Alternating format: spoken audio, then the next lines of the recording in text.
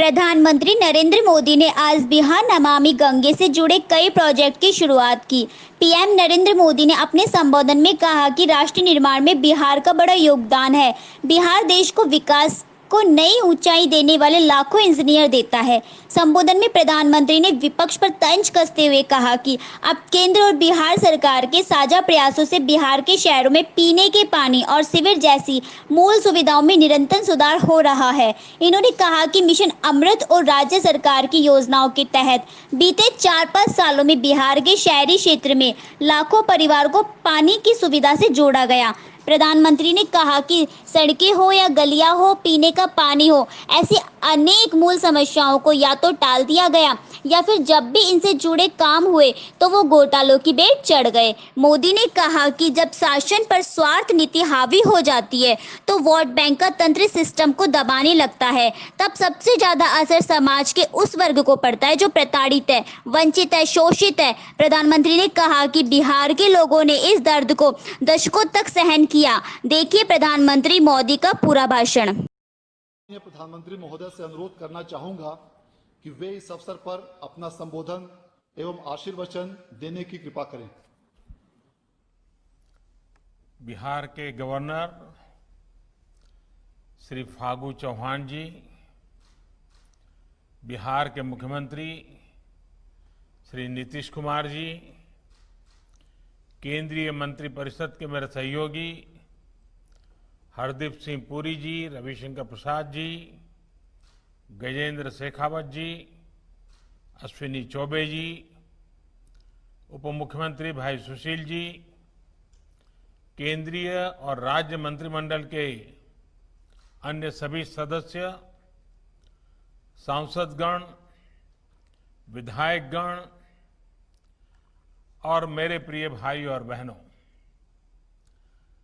आज जिन 4 योजनाओं का उद्घाटन हो रहा है उनमें पटना शहर के बेऊर और करमलीचक में सीवर ट्रीटमेंट प्लांट के अलावा अमृत योजना के तहत सिवान और छपरा में पानी से जुड़े प्रोजेक्ट्स भी शामिल हैं।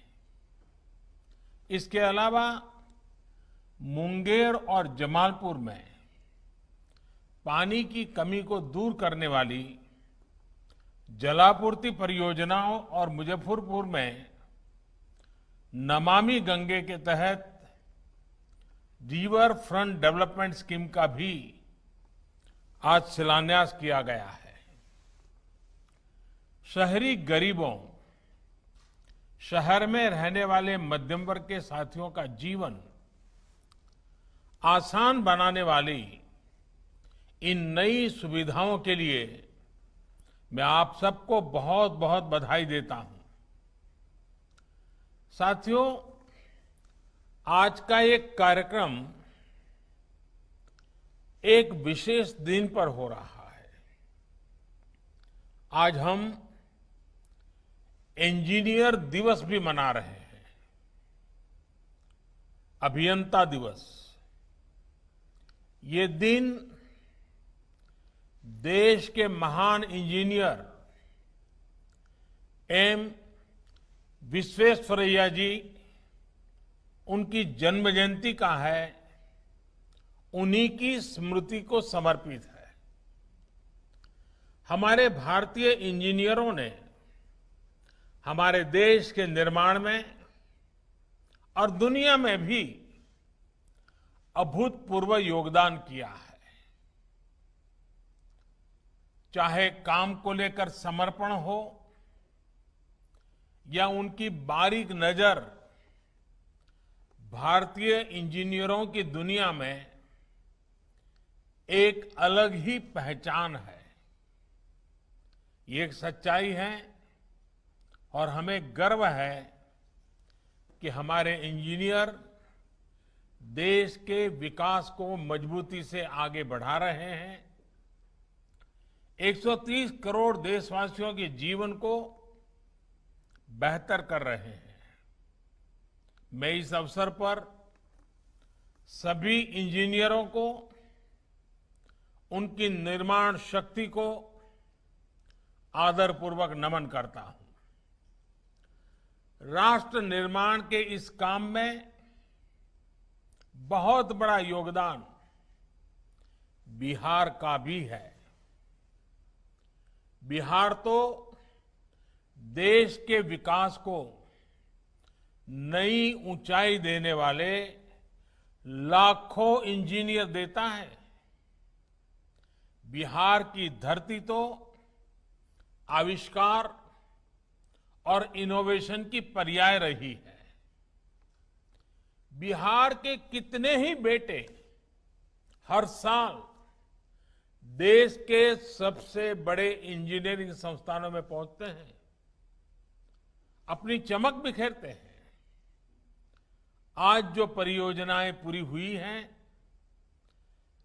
और वो योजनाएं जिस पर काम शुरू किया गया है, उन्हें पूरा करने में भी बिहार के इंजीनियरों की बड़ी भूमिका है। मैं बिहार के सभी इंजीनियरों को भी विशेष तौर पर आज के इस इंजीनियर दिवस की बधाई देता हूं।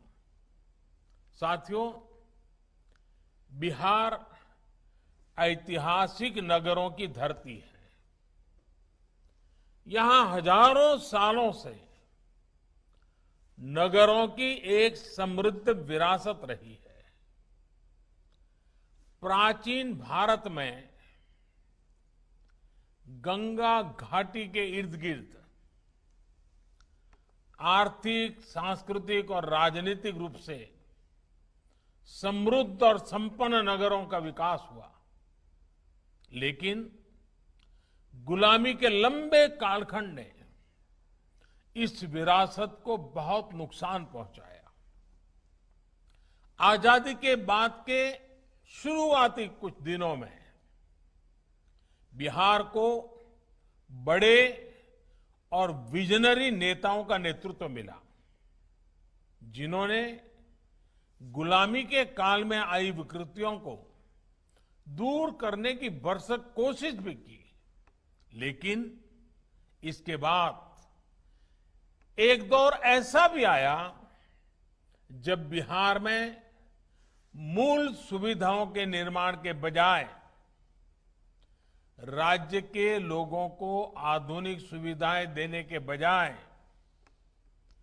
प्राथमिकताएं और प्रतिबद्धताएं पूरी तरह बदल गई। नतीजा ये हुआ कि राज्य में गवर्नेंस से फोकस ही हट गया। इसका परिणाम ये हुआ कि बिहार के गांव और ज्यादा पिछड़ते गए और जो शहर कभी समृद्धि का प्रतीक थे, उनका इंफ्रास्ट्रक्चर बढ़ती आबादी और बदलते समय के हिसाब से अपग्रेड हो ही नहीं पाया।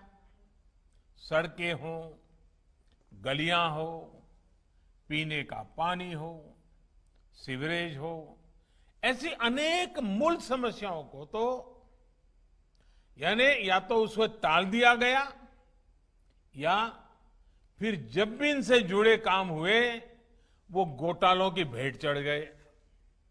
साथियों, जब शासन पर स्वार्थ नीति हावी हो जाती है, वोट बैंक का तंत्र सिस्टम को दबाने लगता है, तो सबसे ज्यादा असर समाज के उस वर्ग को पड़ता है जो प्रताड़ित है, वंचित है, शोषित है।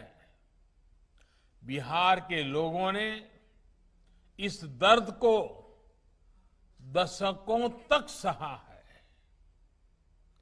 जब पानी और सीवरेज जैसी मूल जरूरतों को पूरा नहीं किया जाता तो दिक्कतें हमारी माताओं बहनों को ज्यादा होती है, गरीब को होती है, दलित को होती है, पिछड़ों, अति पिछड़ों को होती है। गंदगी में रहने से मजबूरी में गंदा पानी पीने से लोगों को बीमारियां पकड़ लेती है। ऐसे में उसकी कमाई का एक बड़ा हिस्सा इलाज में लग जाता है। कई बार परिवार अनेक वर्षों तक कर्ज तले दब जाता है। इन परिस्थितियों में बिहार में एक बहुत बड़े वर्ग ने कर्ज, बीमारी, लाचारी, अनपढ़ता को अपना भाग्य मान लिया था। इस प्रकार से सरकारों की गलत प्राथमिकताओं के कारण समाज के एक बड़े वर्ग के आत्मविश्वास पर गहरी चोट की गई। गरीब के साथ इससे बड़ा अन्याय भला क्या हो सकता था। साथियों, बीते 1.5 दशक से नीतीश जी, सुशील जी और उनकी टीम समाज के इस सबसे कमजोर वर्ग के आत्मविश्वास को लौटाने का भरपूर प्रयास कर रही है। विशेष तौर पर जिस प्रकार बेटियों की पढ़ाई लिखाई को पंचायत राज सहित स्थानीय निकाय में वंचित, शोषित समाज के साथियों की भागीदारी को प्राथमिकता दी गई है, उससे उनका आत्मविश्वास बढ़ रहा है। साल 2014 के बाद से तो एक प्रकार से बुनियादी सुविधाओं से जुड़ी योजनाओं का करीब करीब पूरा नियंत्रण ग्राम पंचायत या स्थानीय निकायों को दे दिया गया है। अब योजनाओं की प्लानिंग से लेकर अमलीकरण तक और उनकी देखरेख का काम, उसका जिम्मा अब स्थानीय निकाय स्थानीय जरूरतों के हिसाब से कर पा रहे हैं। यही कारण है कि अब केंद्र और बिहार सरकार के साझा प्रयासों से बिहार के शहरों में पीने के पानी और सीवर जैसी मूल सुविधाओं के ढांचे में निरंतर सुधार हो रहा है। मिशन अमृत और राज्य सरकार की योजनाओं के तहत बीते 4-5 सालों में बिहार के शहरी क्षेत्र में लाखों परिवारों को पानी की सुविधा से जोड़ा गया है। आने वाले वर्षों में बिहार देश के उन राज्यों में होगा जहां हर घर पाइप से पानी पहुंचने लगेगा। ये बिहार के लिए बहुत बड़ी उपलब्धि होगी, बिहार का गौरव बढ़ाने वाली बात होगी। आपने इस बड़े लक्ष्य की प्राप्ति के लिए कोरोना के इस संकट काल में भी बिहार के लोगों ने निरंतर काम किया है। बीते कुछ महीनों में बिहार के ग्रामीण क्षेत्र में 57 लाख से ज्यादा परिवारों को पानी के कनेक्शन से जोड़ा गया है। इसमें बहुत बड़ी भूमिका प्रधानमंत्री गरीब कल्याण रोजगार अभियान ने भी निभाई है। हमारे हजारों श्रमिक साथी जो कोरोना की वजह से दूसरे राज्यों से बिहार लौटे, उन्होंने ये काम करके दिखाया है। जल जीवन मिशन की ये तेजी बिहार के मेरे इन परिश्रमी साथियों को ही समर्पित है। बीते 1 साल में जल जीवन मिशन के तहत पूरे देश में 2 करोड़ से ज्यादा पानी के कनेक्शन दिए जा चुके हैं। आज देश में हर दिन 1 लाख से ज्यादा घरों को पाइप से पानी के नए कनेक्शन से जोड़ा जा रहा है। स्वच्छ पानी, मध्यम वर्ग का, गरीब का न सिर्फ जीवन बेहतर बनाता है, बल्कि उन्हें अनेक गंभीर बीमारियों से भी बचाता है। साथियों, शहरी क्षेत्र में भी बिहार के लाखों लोगों को शुद्ध पानी के कनेक्शन से जोड़ने का काम तेजी से चल रहा है। पूरे बिहार में अमृत योजना के तहत लगभग 12 लाख परिवारों को शुद्ध पानी के कनेक्शन से जोड़ने का लक्ष्य है। इसमें से करीब 6 लाख परिवारों तक ये सुविधा पहुंच चुकी है। बाकी परिवारों को भी बहुत जल्द स्वच्छ जल की सुविधा उपलब्ध हो जाएगी। आज जिन परियोजनाओं का शिलान्यास किया गया है, वो इसी संकल्प का हिस्सा है। साथियों, शहरीकरण आज के दौर की सच्चाई है। आज पूरे विश्व में शहरी क्षेत्रों की संख्या बढ़ रही है। भारत भी इस वैश्विक बदलाव का अपवाद नहीं है, लेकिन कई दशकों से हमारी एक मानसिकता बन गई थी। हमने ये मान लिया था जैसे कि शहरीकरण खुद में एक बहुत बड़ी समस्या है, एक बहुत बड़ी बाधा है। लेकिन मेरा सोचना कुछ अलग है। अगर समस्या लगती है तो उसमें अवसर भी उपलब्ध है। बाबा साहब आम्बेडकर ने तो उस दौर में ही इस सच्चाई को समझ लिया था और वो शहरीकरण के बड़े समर्थक थे। उन्होंने शहरीकरण को समस्या नहीं माना। उन्होंने ऐसे शहरों की कल्पना की थी जहां गरीब से गरीब व्यक्ति को भी अवसर मिले, जीवन को बेहतर करने के रास्ते उनके लिए खुले। आज आवश्यक है कि हमारे शहरों में संभावनाएं हो, समृद्धि हो, सम्मान हो, सुरक्षा हो, सशक्त समाज हो और आधुनिक सुविधाएं भी हो। यानी कि शहर ऐसे हो जहां सभी को, खासकर हमारे युवाओं को आगे बढ़ने के लिए नई और असीम संभावनाएं मिले। शहर ऐसे हो जहां हर परिवार समृद्धि के साथ, सुख के साथ जीवन जी सके। शहर ऐसे हो जहां हर किसी को, गरीब को, दलित को, पिछड़े को, महिलाओं को सम्मानपूर्ण जीवन मिले। जहां सुरक्षा हो, कानून का राज हो, जहां समाज का हर वर्ग एक साथ मिलजुल करके रह सके। और शहर ऐसे हो जहां आधुनिक सुविधाएं हो, आधुनिक इंफ्रास्ट्रक्चर हो। यही तो ईज ऑफ लिविंग है, यही देश का सपना है। इसी दिशा में देश आगे बढ़ रहा है।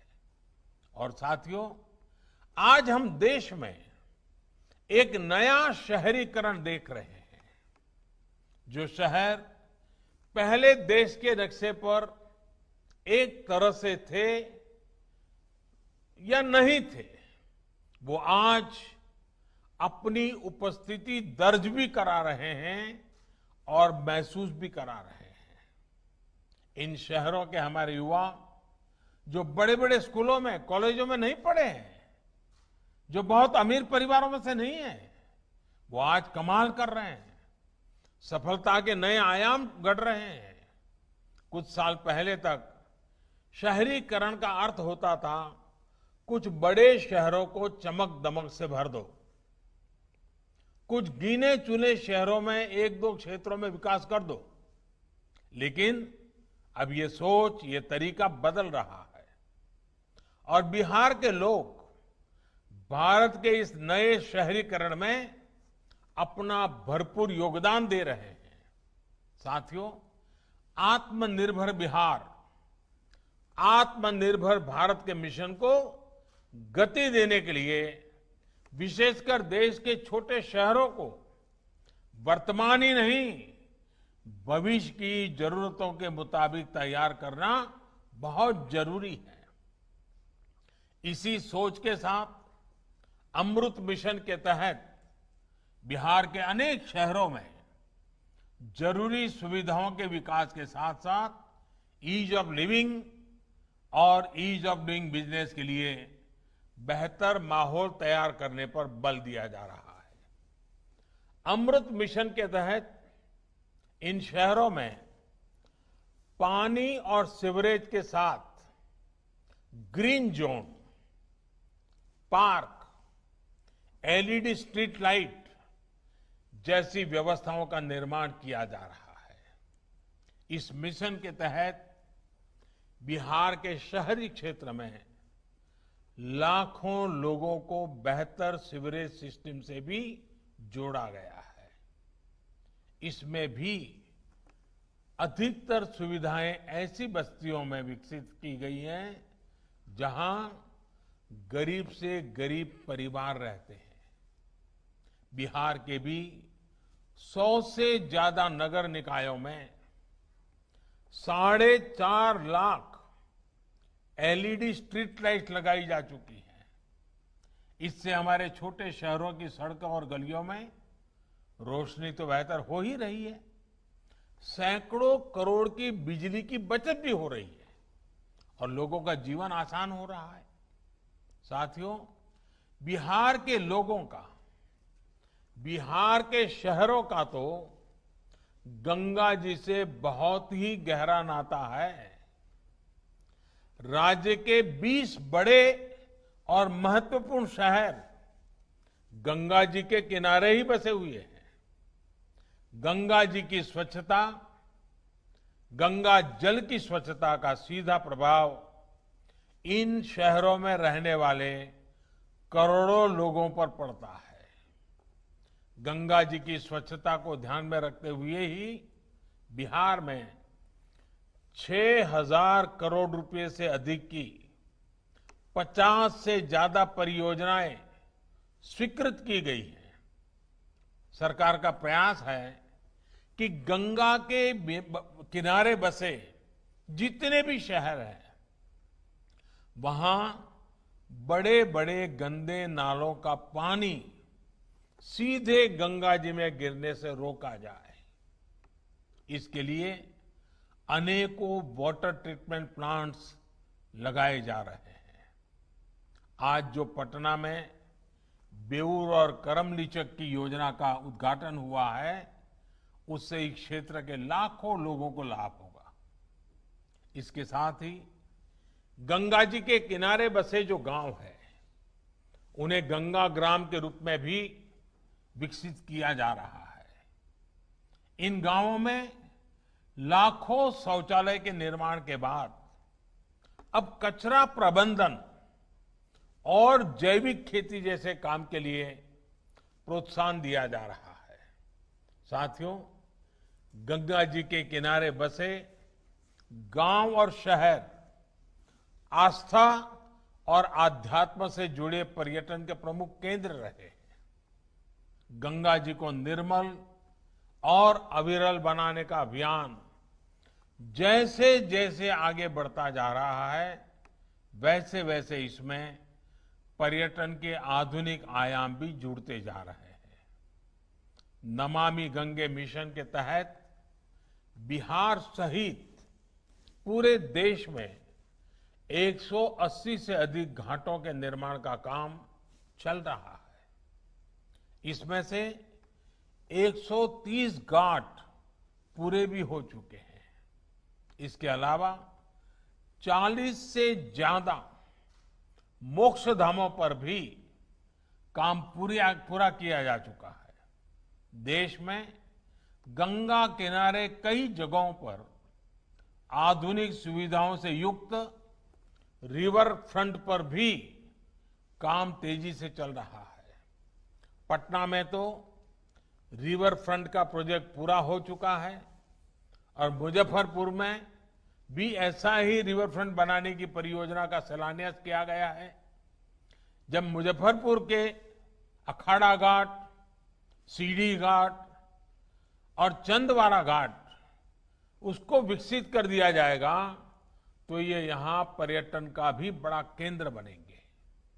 बिहार में इतनी तेजी से काम होगा, काम शुरू होने के बाद पूरा भी होगा, इस बात की कल्पना भी 1.5 दशक पहले नहीं की जा सकती थी। लेकिन नीतीश जी के प्रयासों ने, केंद्र सरकार के प्रयासों ने ये सच कर दिखाया है। मुझे उम्मीद है इन प्रयासों से आने वाली छठी मैया की पूजा के दौरान बिहार के लोगों को, विशेषकर बिहार की महिलाओं की दिक्कतें कम होगी, उनकी सहूलियत बढ़ेगी। छठी मैया के आशीर्वाद से हम बिहार के शहरी और ग्रामीण इलाकों, उनको गंदे जल, बीमारी बढ़ाने वाले जल से मुक्ति दिलाने के लिए जी जान से काम करते रहेंगे। साथियों, आपने सुना होगा अभी हाल ही में सरकार ने एक प्रोजेक्ट डॉल्फिन की घोषणा की है और अभी सुशील मोदी जी इसका बड़ा विस्तार से वर्णन भी कर रहे थे। इस मिशन का बहुत बड़ा लाभ गंगा डॉल्फिन को भी होगा। गंगा नदी के संरक्षण के लिए गांगेय डॉल्फिन का संरक्षण बहुत जरूरी है। पटना से लेकर भागलपुर तक का गंगा जी का पूरा विस्तार डॉल्फिन का निवास स्थान है। इसलिए प्रोजेक्ट डॉल्फिन से बिहार को बहुत अधिक लाभ होगा। यहां गंगा जी में बायोडायवर्सिटी के साथ साथ पर्यटन को भी बल मिलेगा।